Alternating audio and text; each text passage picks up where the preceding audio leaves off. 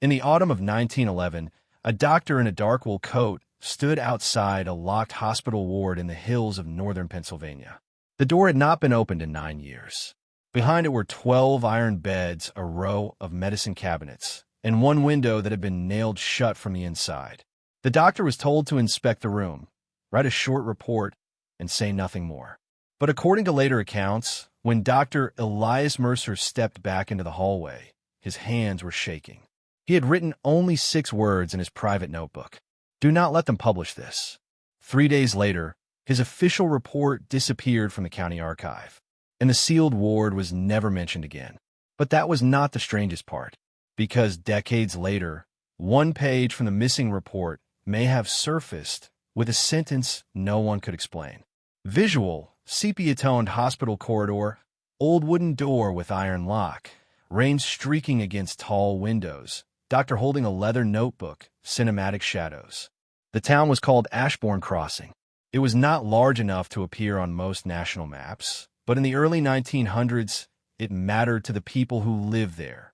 It had a railroad depot, 2 churches, a coal road, a pharmacy with green glass bottles in the window, and a red brick hospital standing above the riverbank. The hospital was officially named St. Bartholomew's Infirmary. Locals simply called it the Hill Hospital. Old descriptions suggest the building was cold in winter, damp in spring, and always dim after sunset. Its halls smelled of carbolic soap, coal smoke, wet wool, and medicine. At the far end of the second floor was Ward C. It was built for fever patients, then later used for cases the town did not know how to discuss openly. Some records call them nervous conditions. Others use the colder phrase unclassified illness. By 1902, Ward C was closed. The official reason was structural damage. But no repair invoice has ever been found. And before we go further, remember this detail. The ward was not emptied before it was sealed. The beds remained. The medicine remained. Even the patient ledger remained inside. That is where the story begins to feel less like a hospital closure and more like a deliberate burial. According to local accounts preserved in family letters, Ward C was sealed after a winter outbreak that the hospital never publicly named. There were rumors of fever. There were rumors of poisoning. There were rumors that several patients had recovered physically but could no longer recognize their own names. The official hospital minutes from February 1902 are brief. Too brief. They state only, Ward C to be discontinued until further notice. No medical summary, no patient list, no explanation. For decades, nobody asked why. Small towns often survive by forgetting what they cannot repair. Families move away. Doctors die. Records are boxed, misfiled, or burned. But in 1911, the County Health Board ordered a review of abandoned medical spaces. St. Bartholomew's had to open Ward C for inspection. The man chosen for the task was Dr. Elias Mercer. He was not young. He was not reckless. He had delivered children in Ashbourne Crossing, treated minors with crushed hands, signed death certificates, and served on the hospital's advisory board. He was the kind of man a town trusted precisely because he did not dramatize things, which makes his reaction difficult to dismiss. Because according to the testimony of nurse Clara Whitcomb, Mercer entered Ward C at 4:20 in the afternoon. He came out at 4:37, 17 minutes, long enough to see something, not long enough to understand it. Nurse Clara Whitcomb was one of the last people known to have worked Ward C before it closed. By 1911, she had left hospital service and was living with her sister.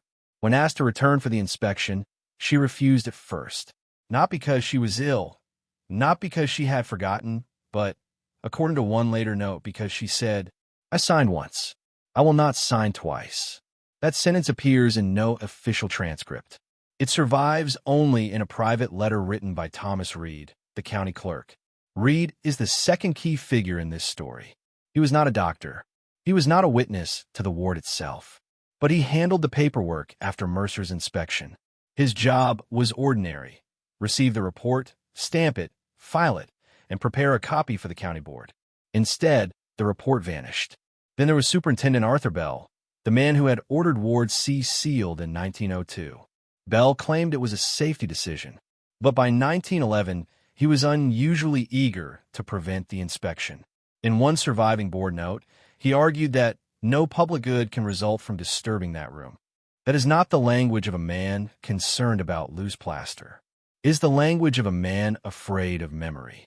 And finally, there was Dr. Mercer himself, whose private notebook would later become the center of the mystery. He did not accuse anyone, that he did not publish anything, that he did not even tell his wife the full story. But he kept one line hidden among his papers. Bed 7 was not empty. The first piece of evidence is the 1902 Hospital Minute Book. It records the closure of Ward C in plain language, but the page has a strange mark in the margin, a small cross beside the words, "until further notice." At first, it seems meaningless, but that same cross appears again in the 1911 inspection file. The second piece of evidence is a newspaper clipping from the Ashbourne Gazette. The article is short, buried on page 4. It mentions improvements to the Hill Hospital and says that certain unused rooms will be assessed by county medical staff. No ward name is given. No doctor is named. But the article was published one day before Mercer entered Ward C. The third piece is the nurse's old duty ledger. Most entries are ordinary: temperature readings, medicine times, linen counts. Then, in the final week before the ward closed, the handwriting changes. The entries become shorter. Names are replaced with bed numbers. And on the last night, beside bed 7, there is no medicine listed. Only one word: listening. If you were investigating this case, this is the moment where you would stop and ask one question. Listening to what? The fourth piece of evidence is Thomas Reed's filing receipt. It proves Mercer submitted a report. The document was received at 9:10 in the morning, October 18, 1911. But the archive copy is missing. The index card remains. The folder remains. The report itself is gone. The record should have ended there, but it didn't. For years, the story was treated as a local rumor. A sealed room, a nervous doctor, a missing report. The kind of thing that grows in the telling. But in 1948, after Thomas Reed's death, his daughter donated several boxes of papers to the County Historical Society. Most were tax notices, letters, and church programs. Inside one envelope was a torn sheet of medical stationery. At the top, only 3 words remained: Ward C inspection. The page was not the full report. It was only a fragment, but it changed the story completely, because the fragment did not describe disease. It described concealment. Mercer wrote that several items inside Ward C appear to have been arranged after closure. The beds have been made, the cabinets have been wiped, the window had been nailed shut from the inside. And beside bed 7, the floorboards showed fresh scratches. This was the twist. The report was not hidden because it described a medical failure. It may have been hidden because Ward C had been entered after it was supposedly sealed. Someone had gone back inside, and they had done something in the dark. After the fragment surfaced, local historians tried to reconstruct the missing report. They found very little. Superintendent Bell's correspondence from 1902 to 1903 had been removed from the hospital archive. Nurse Whitcomb's personnel file was incomplete. The patient ledger for Ward C ended before the ward closure, but the page numbers showed that at least 2 pages had been cut out with a blade. One detail was missing from every official version: the name of the patient in bed 7. The hospital used names for every other patient. But in the final week, bed 7 became only a number. No admission form, N.O. discharge record, N.O. death certificate. Nothing. And this is where the story becomes difficult to dismiss. Because in 1912, less than a year after Mercer's inspection, the hospital burned its obsolete patient materials in a controlled fire behind the laundry building. That was not unusual. Hospitals often destroyed old papers. But according to an inspection note, the fire was supervised personally by Superintendent Bell. A hospital administrator watching old records burn is not proof of a cover-up, but it is a detail that refuses to sit quietly. Then there is Dr. Mercer's behavior. Before entering Ward C, he was known as steady and sociable. Afterward, he withdrew from public meetings. He stopped attending the hospital board. He refused to discuss the inspection. When a younger doctor asked him about it years later, Mercer allegedly replied. Some rooms are closed for mercy. Others are closed for shame.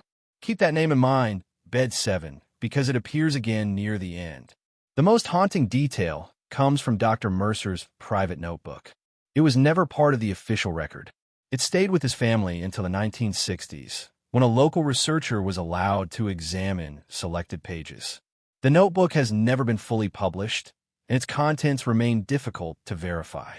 But one copied passage has been repeated in several local history circles. Mercer wrote that Ward C was cold, dry, and still. He noted 12 beds, .11 were stripped, 1 was not. Bed 7 still had a blanket folded across it. At the foot of the bed was a tag without a name. Only initials, M.A. On the wall nearby, Mercer found marks in the plaster. Not words exactly, more like lines scratched by someone counting days. And inside the medicine cabinet, behind empty brown bottles, he found a sealed envelope.